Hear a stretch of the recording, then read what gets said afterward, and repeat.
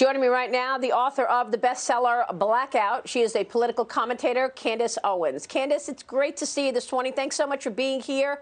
I feel like there's something going on that's different this time around in this presidential election. You just heard Ice Cube. We've spoken with you a number of times. You've got 50 Cent, Lil Wayne, Kanye West, all coming out, being vocal and outward in terms of their support for President Trump. What do you think is behind that, Candace?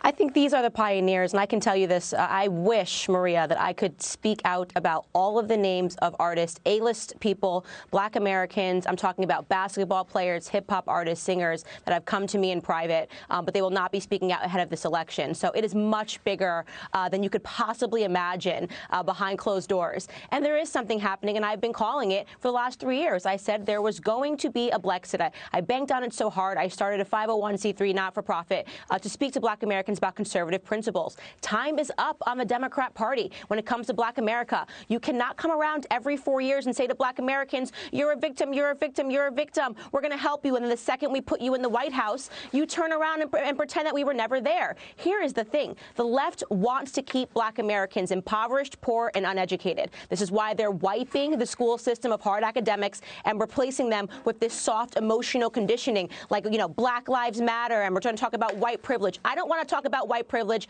I don't want to talk about Black Lives Matter Incorporated, which is run by white men. I want our kids learning engineering. I want our kids learning mathematics so they can grow to become competitive and not grow up to see themselves as victims. Donald Trump does not see Black Americans as victims, and that is what Black Americans are starting to understand, especially young Black men. I don't believe these polls, Maria, for 1 second. A couple of weeks ago, they were saying that Black America was only at 8%, saying it was unchanged since 2016. I've never laughed harder. Now they're saying 14%. Oh, what a difference. I think we're at 20%. And I think you're going to see people going to the polls. They're not going to pick up the phone and say, yes, I'm voting for Trump. They don't want to be caricatured. They don't want to be laughed at and called a coon and Uncle Tom, which I've been called for the last 3 years. But when they get in the booth, they're going to do the right thing, and they're going to vote for a president that actually believes that Black Americans are just like all Americans. And that is Donald J. Trump, who believes that philosophy. Of course. And of course, some of the things that have really resonated are things like school choice.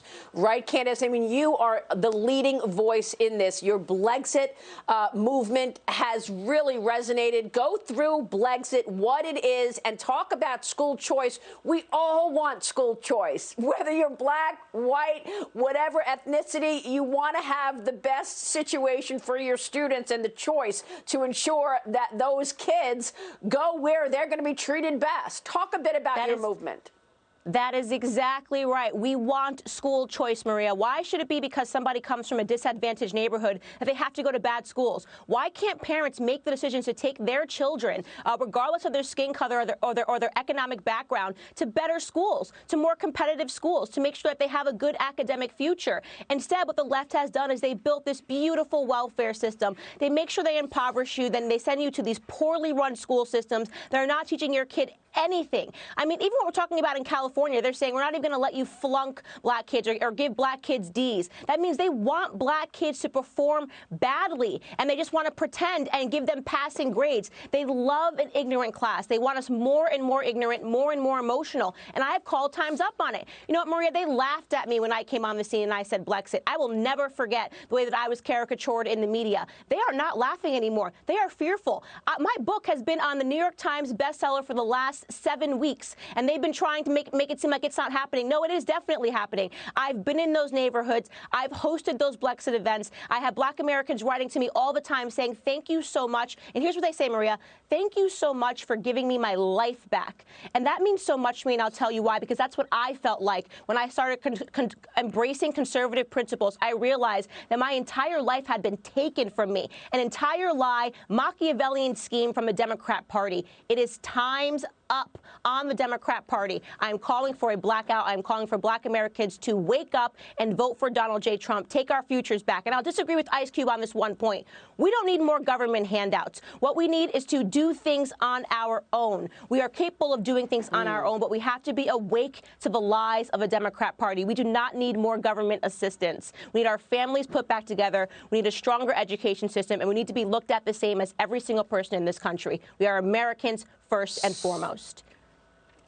Amen. Absolutely. Let me ask you this, Candace. What are the policies that have resonated with people of color? I mean, the president did an op-ed last week saying, look, what have you got to lose? I said it in 2016. Now he's talking about making sure lending is vibrant for Black America so that they can create their own businesses, so that they can actually see creation of business and a better situation for their families. What specifically do you think is most important? We had Tim Scott on, Senator Tim Scott, who, of course, has done opportunity zones throughout the country.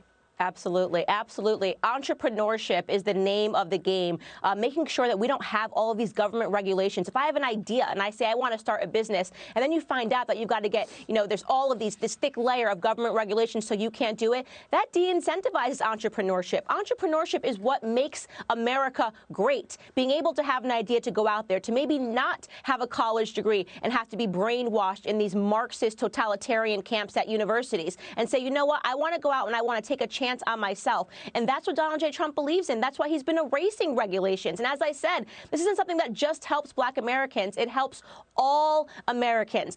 I'll tell you this. You want to put Biden back in office? He is the person, along with Barack Obama, who gave Black America more handouts. Donald J. Trump is giving us more handouts. We don't want more food stamps. We want more opportunities, Maria. Yeah, more opportunities. That's what we want for everybody. Candace, it's great to get you on this program this morning to make the case. You are literally the leading voice of this movement. Thank you very much, Candace. We'll be watching.